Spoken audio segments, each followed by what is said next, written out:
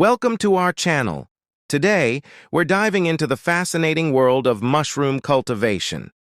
In this video, we'll guide you through the process of preparing mushroom spawn using the rice husk method, an efficient and cost-effective technique perfect for small-scale growers. Let's briefly talk about mushroom spawn. Spawn is the seed for mushrooms, and it's essential for starting any mushroom cultivation project.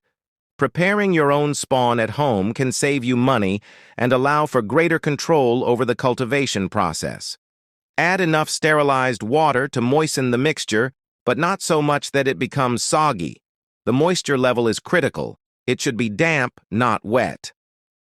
Next, transfer the substrate mixture into your spawn jars or bags, filling them about 2/3 full. Seal them loosely to allow steam to escape during sterilization. Place the jars in your pressure cooker and sterilize them at 15 psi for 90 minutes.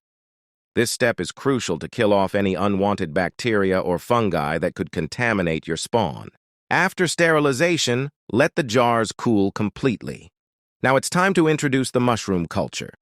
In a clean, sterile environment, use a flame-sterilized needle or scalpel to transfer small pieces of mushroom culture into each jar.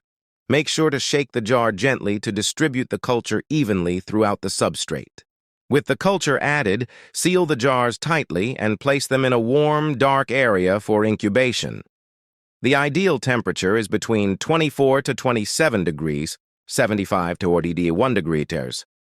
Over the next few weeks, you'll notice the mycelium, the white, thread-like structure, spreading throughout the substrate. This is a sign that your spawn is developing healthily. Once the substrate is fully colonized by the mycelium, your spawn is ready to be used in mushroom cultivation. If you're not ready to use it immediately, you can store the spawn in a refrigerator to slow down the growth until you're ready to start your next batch. And that's it.